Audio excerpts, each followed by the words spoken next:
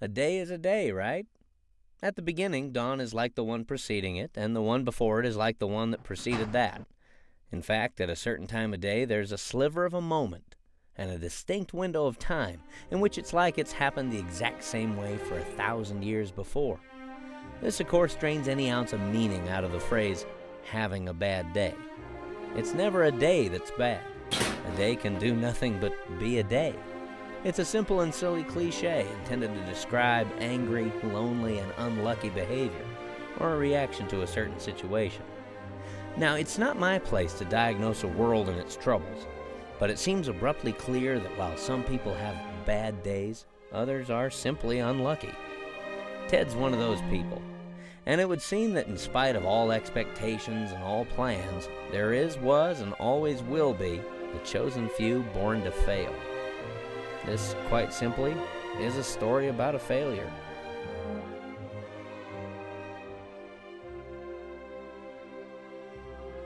Ted's social life was only one meager aspect of his sensational void of misery. His life was nothing but a sea of doors, each one with a bully awaiting on the other side. And if for some reason he chose not to open a door, he'd be swallowed up into the dark abyss of despair.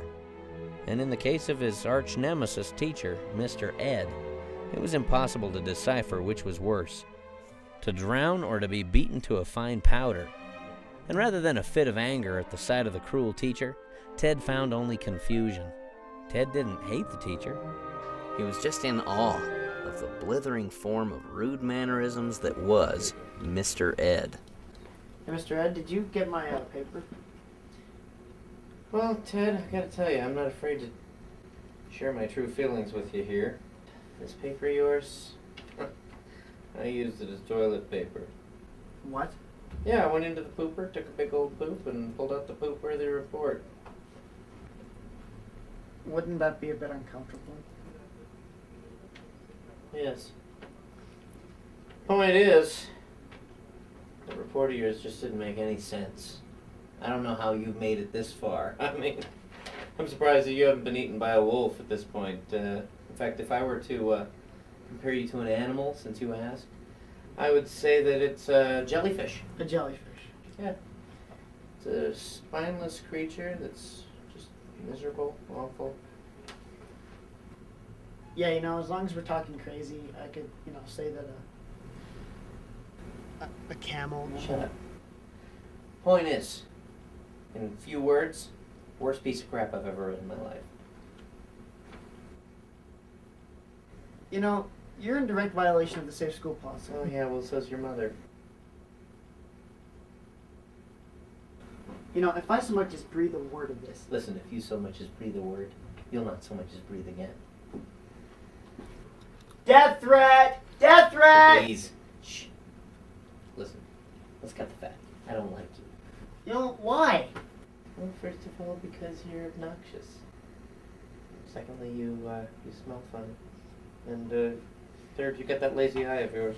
Hey, where do you think you're going? I'm just gonna go gossip with the school security guard. Oh, please, come on, Ted. That's a little teacher humor.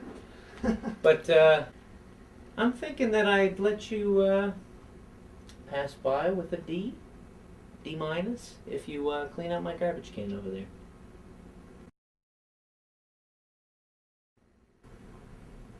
You know, I could seriously die if I messed with that. Well, I think you're probably making the right decision. I wouldn't touch it myself. Okay, I'll do it. Seriously, though, you need a hazmat team to safe handle that. Just do it without the witty comments, if you please. No, really, what is that? I think it was a baked potato.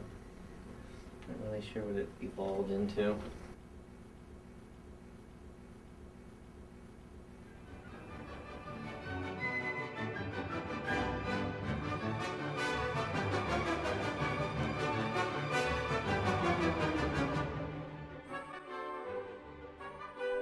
It wasn't until much later, years in fact, that Ted found similarities with himself and this very particular volatile stink pot of uncertain death. The idea of the common ground would be brought to light by his future psychiatrist, Dr. Ike Rubbleberry. Ted would find out that he was the can, and his life was the pulsating, slightly radioactive glob fuming of bile and bacon bits.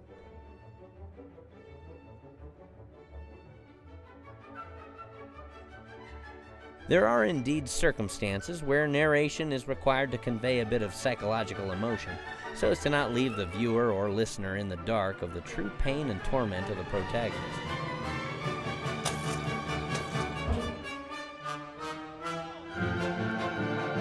This, to say the least, is not one of those times.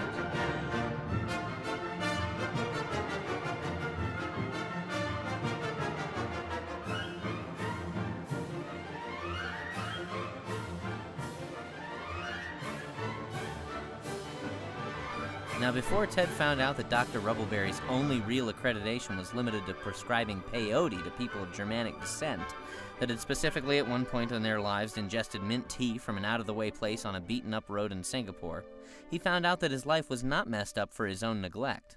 And because he was born on a holiday which also had presented a solar eclipse that night, and also been born on a leap year according to the doctor, Ted was an astrological whipping boy. It wasn't his fault that he was a garbage can, but it was his punishment that he was the only outlet of anger for the cosmos. Ted would once again hate his life and would be curious ever more about Singapore's mint tea problem.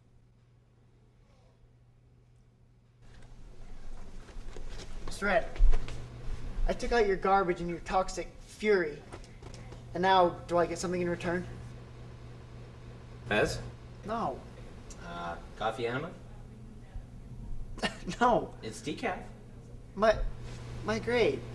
Ah, got some bad news there for you, Teddy. What? I spoke with Principal Bob about our little arrangement, and he said that I'm not allowed to boost your grade. And he also agrees that you do, in fact, smell funny. You're not going to get away with this. Please understand, I'm not trying to get away with anything. I discussed it with Principal Bob. He said no. What else can I do? Yeah, did you also discuss with him how you feel me just because you don't like me? No, I did not. I didn't think that that was relevant at the time. But you're free to discuss it with Principal Bob. All right, can I just do some extra credit? Very good, Ted. By the way, what did you tell Mr. Bob that makes him look like he wants to eat the flesh? Listen, I don't have time for this nonsense, okay? I have a class to prepare for. A class that doesn't smell. Okay.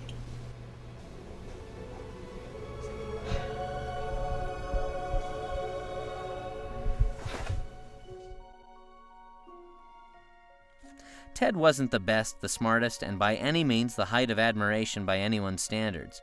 This was actually a fact, because in his sophomore year he was voted the best in 3 categories: the worst, the dumbest, and the most useless. But even though he didn't think it, he felt it. And when he felt something, for him it became the undisputable truth. When he was happy, the world knew joy. When he was angry, the nations dwindled in hate and discontent. When he was lonely, he was alone, not just hated and ignored, but at least on some level of his mind, he was the last person on Earth. Rightly and rarely so, when he was intrigued with a member of the opposite sex, the population would still be dangerously low, but the head count of his own little world would increase by 1.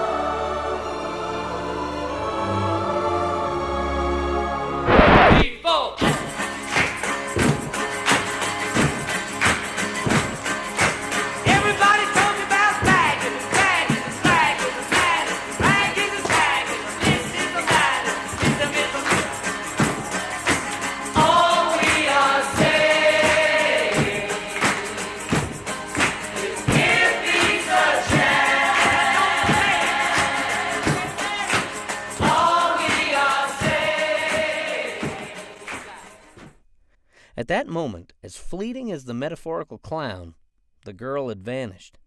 Though she had momentarily disappeared, Ted wasn't about to give up. Hi there. I noticed you looking at me. Oh. No. No. No. No. You don't think I'm worth noticing? No, of course not. No. Absolutely. No. No, of course not. No.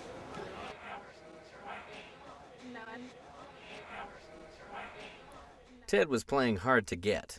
It was almost his defense mechanism. Of course, Mr. Ed was not the only teacher who was outlandishly odd. And the mother cloud said, "Hello, I'm going to hand you an ice cream cone.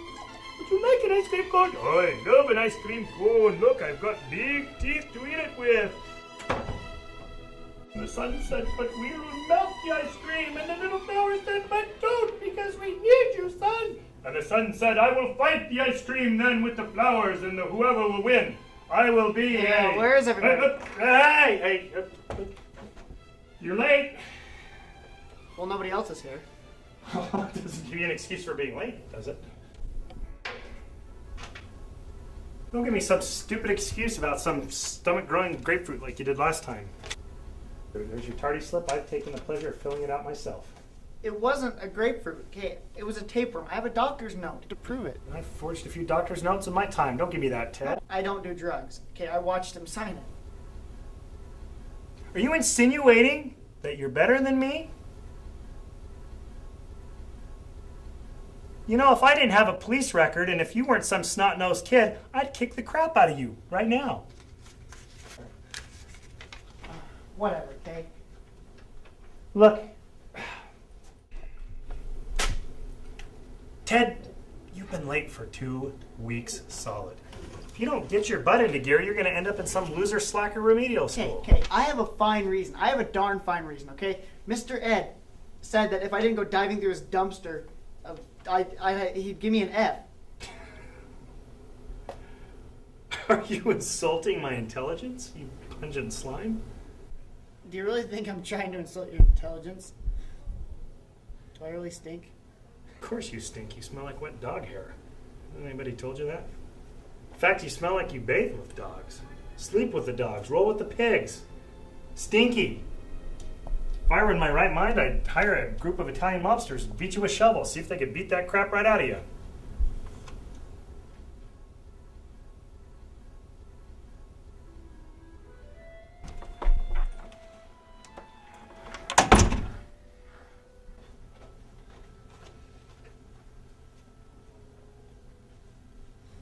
Well, you're an idiot! You smell like horseradish. You smell the cheap shots, Ted. Is there anything you can do to help me catch up? Term ends tomorrow. You want to try a little bit harder. Bathing wouldn't kill you. What? Try harder. I'm not your English teacher. And try sucking on a urinal cake. Maybe it'll break up that nasty glob in your mouth. Freak. Okay, you know what? Fine. Fine! But don't be surprised if your kids are missing when you get home.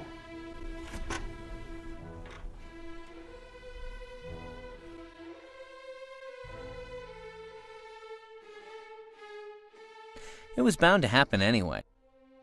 Ted was inevitably going to have to confront Bob, but in most cases that are equal in peril to this one, most people see their entire life pass in seconds before their eyes. Ted, unlike the others, witnessed his slow and brutal death. Oh my...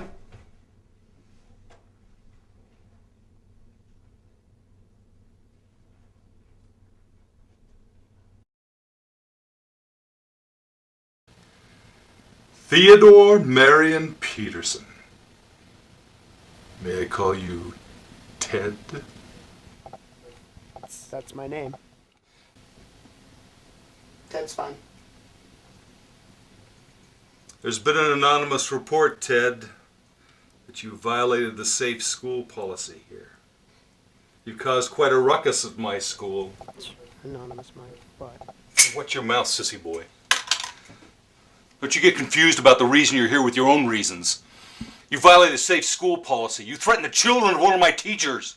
You don't do that in my school. Are we on the same page, Ted? Yes, Mr. Bob. So tell me, Ted, what do you think of my school? I've never really been into the whole school establishment thing. Nonconformist. Sort of. Rebel. No. I just don't get along. Well, tell me something, boy. Have you ever spent a month in a coffin floating down the Mississippi, eating nothing but tadpoles and trout? Because someone bigger than you, and badder, some nonconformist rebel, thought it might be funny. No. Well, let me fill you in on a little secret, Teddy. It ain't funny. Things like that really play with your mind, make you hear and see things. You don't want to see bodies and see minds, do you, Ted? No, Mr. Bob. Good. I'm happy to hear this. But now I'm going to send your little butt back to class, and when you walk through that door, what are you going to tell your teacher? Are you listening? Are you listening to me, boy? Yes, I'm listening. Fine. What are you going to tell your teacher? I'm sorry. What? I can't hear you. Do you hear me? I can't hear you. Can't hear you, boy. I'm sorry. I can't hear you, boy. Speak up. Yes, Mr. Bob. What are you going to tell your teacher? I'm sorry. What? I can't hear you. I'm sorry. That's a good lad. How about you get on back to class? And remember, if you don't unwind, you're going to snap in half. Yes, Mr. Bob.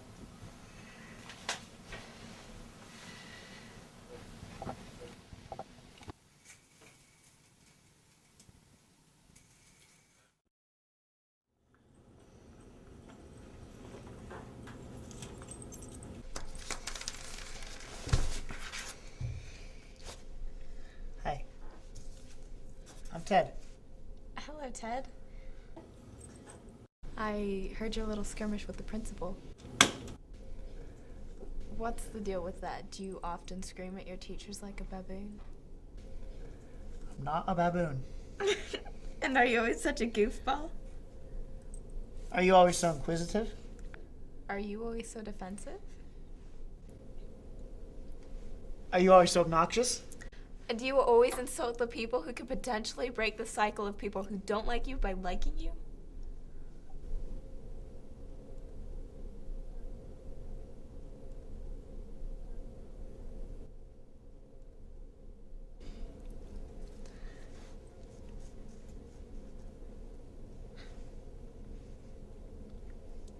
Do you always have dog poop on your shoulder? What? Ew! No, not usually. That was interesting. Well, anyway, I don't know. It's just that the whole school hates me. I think you're being a bit harsh. You think I'm being a... Watch this. Teacher!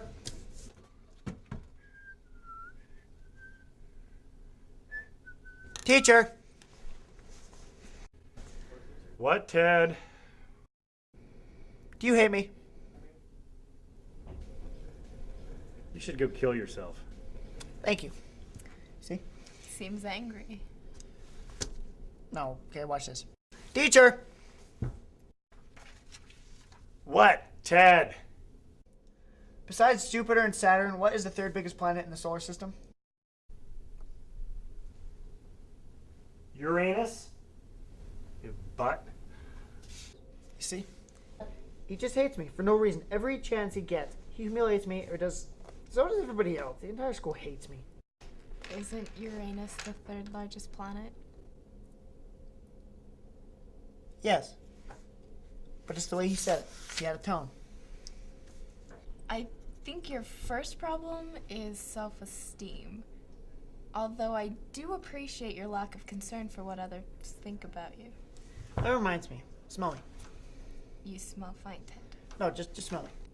You smell fine, Ted. No, please, just trust me. Just smell me. I don't know where this is going, and I No, don't really wish do to I know. smell like a monkey or a weird dog or something? You smell fine. Interesting. Interesting. Very interesting. Anyway. What did you say your name was? Hey, Katie, come sit with us. I'll see you around, Ted.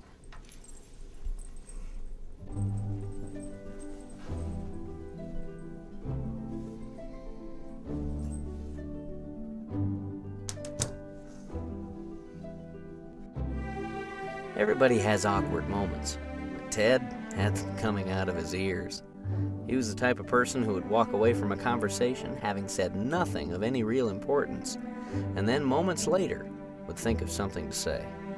He never had anything to say when he wanted to talk, and could talk for days when he didn't care either way. There was no denying that Ted had full-heartedly latched on to Katie, and even more so because it appeared that she liked him back. And for poor Ted, this was unheard of. Most girls he met either tried to get him to eat peculiar objects they found behind the vending machine, or run him down with their cars. It wasn't eating fur-covered gummy bears that bothered him. It was the Beetle, Malibu, and minivan that made him bitter. At the end of the day, licking the gum off pennies and eating rancid orange peels drew quite a crowd, and allowed Ted a meager sense of power among his speechless peers. Katie was not like that, so it would seem.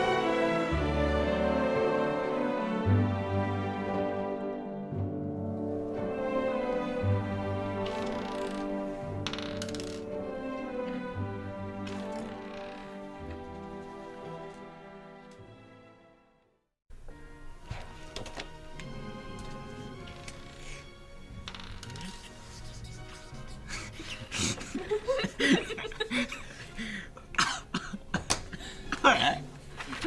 Yeah. Yeah, okay. Alright.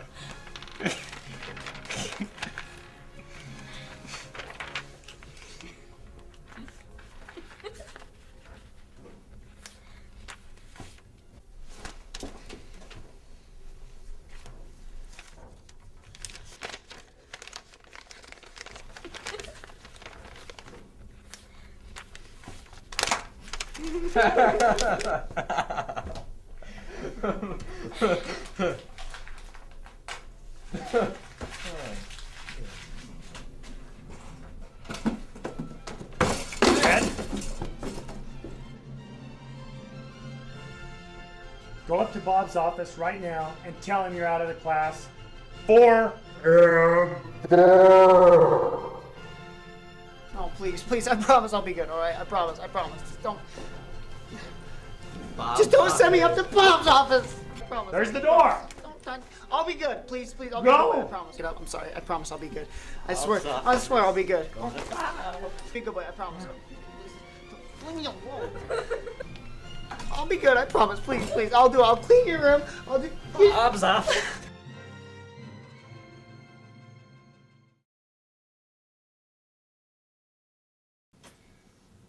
tells me you think that me and my school are a joke. That I won't follow through with punishment. No, Mr. Bob. I get a feeling that you don't like being around here. You don't understand this school. We're gonna play a little game. A little game of trust. Put this on.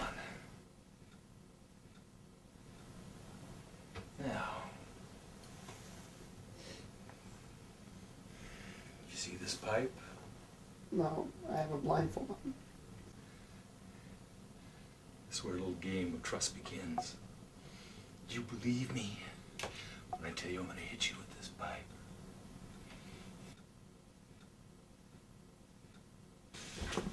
Thank you, Mr. Bob.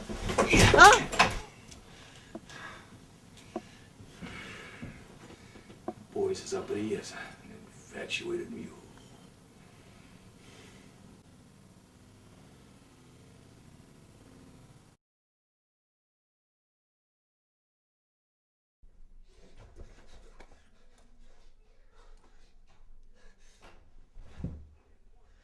Ah, the Funyun, the alcohol of the miner.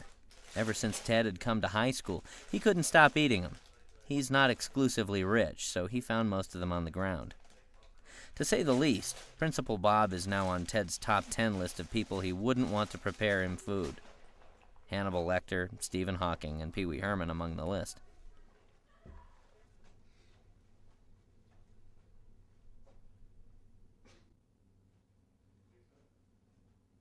Outwardly, Ted didn't seem to be bothered by Bob. It's either a case of in one ear and out the other, or a much more severe case of suppression.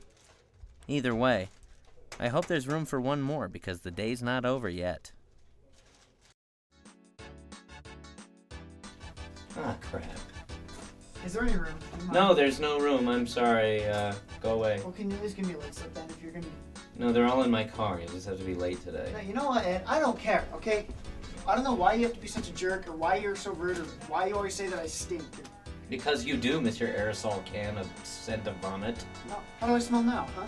Oh my gosh, you smell like a freaking truck full of dead animal carcasses that fell into a mud hole, and you fed on frogs and moss for a week and then got sprayed by a herd of offended skunks.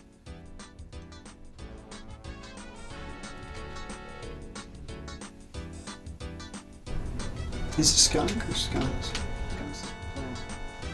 You know, I don't know. Skunks were smelly. The skunk were smelly. I think it's skunk. Oh wait, that doesn't sound right to me.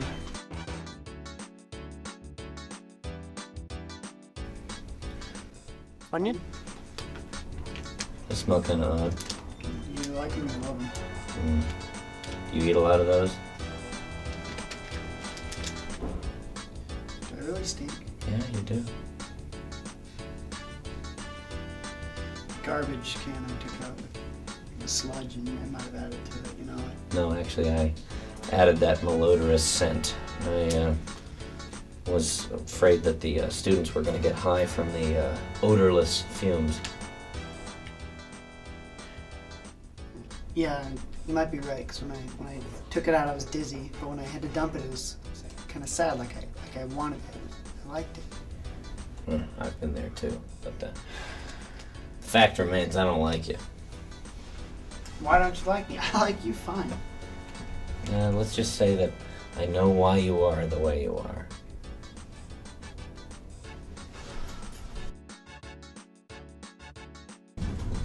Your old man's a turd. I'll see you in court.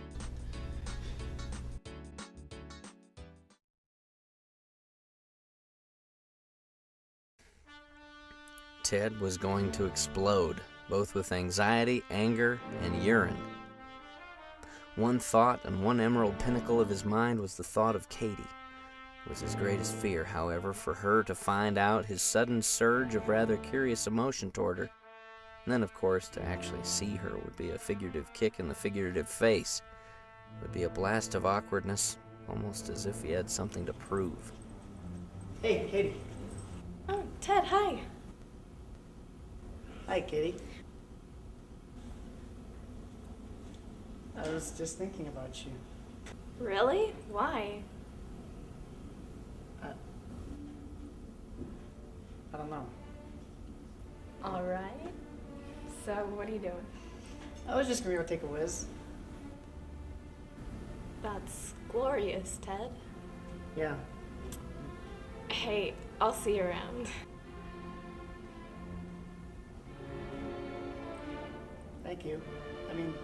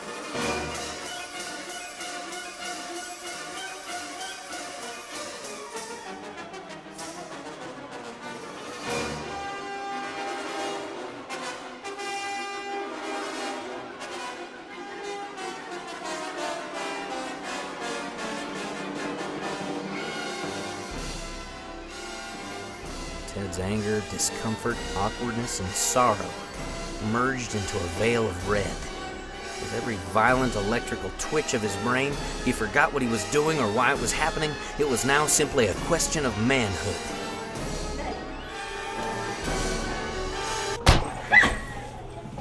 So much for manhood.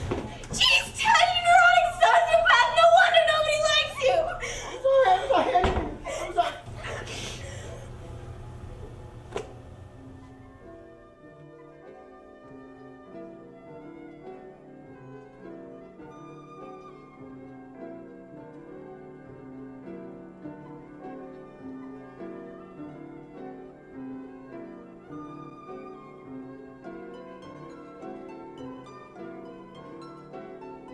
It was at this point that Ted's world was now purely hopeless.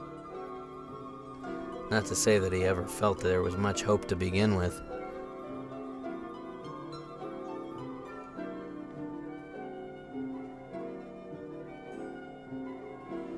Nothing was of priority any longer.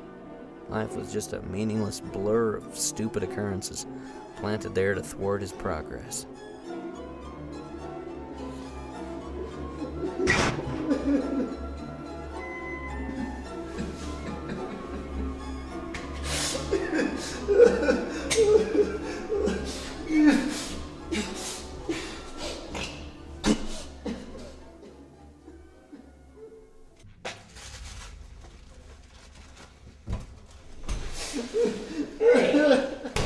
What were you thinking? Are you completely out of your mind? That's what they tell me. What kind of... Did you think that she needed a slam to the face right then? I don't need this right now. All right, listen, you little butt-faced word. You're going to juvie, okay? Yeah, like I meant to do it on purpose.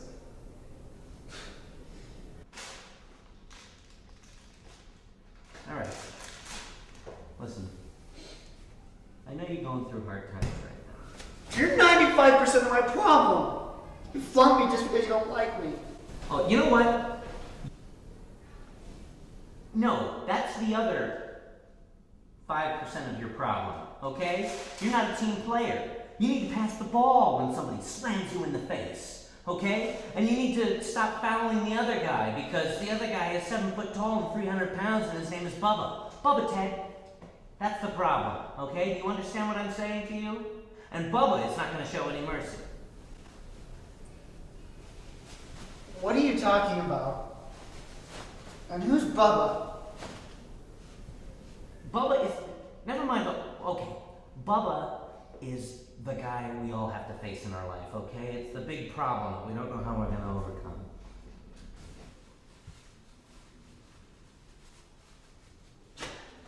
Mr. Ed, you suck. You really suck. Period. This is it, Ted. This is the part where you catch the ball, okay? Because your team needs you.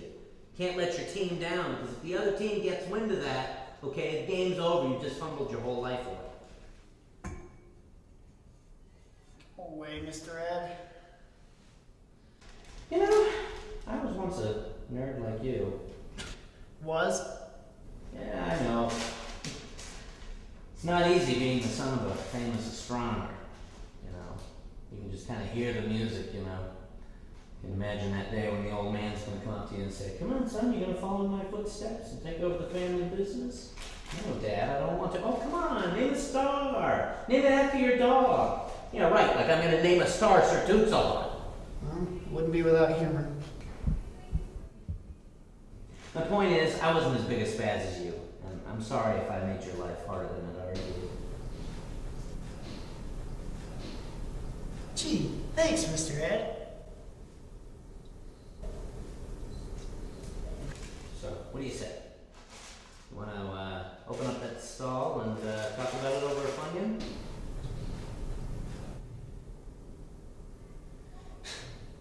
No. Funyuns aren't going to help this time. Oh, rubbish. They're quite tasty. They really grow on you. Come on. You gonna just sit in that stall all day? Probably longer.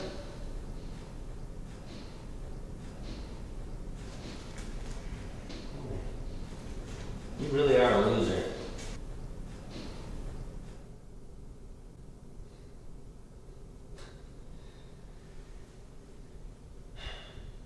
Yeah? What are you gonna do? Of course, after spending a fair amount of time with Ted and seeing a glimpse into a window of prophetic gloom, I would imagine that Ted's final thoughts are that he's a victim of a stupid life. And of course, the only responsible reason for a stupid life is a stupid world. And that means only stupid thoughts, stupid words, and stupid choices are to blame. At this time, I'll be so bold as to say, don't think stupid thoughts. Don't speak stupid words, and don't decide on stupid choices, for Ted's sake. For those who are curious, Ted went on to own a Chuck E. Cheese franchise in South Dakota. Never married, but enjoys the subtle companionship of his pet turtle, Arthur Rupert Cranston. Now the question is he bitter after all of these years? Absolutely. Is he successful? Well, he owns a Chuck E. Cheese in South Dakota that has a slim, fast billboard over a modestly sized parking lot for a view. He receives about 40 customers a week and has to dress up like a rat when his alcoholic employee Dirk Ferguson is out sobering up. And he can't fire him because of some legal union crap. His success blew away with his dignity hand in hand, never to return, destined to sing show tunes until the cows come home. Make of that as you will. Feel for Ted, but don't waste his time with your pity, because he's got a show to put on for a bunch of 4-year-olds who all want to see a 6-foot-tall rat do the limbo.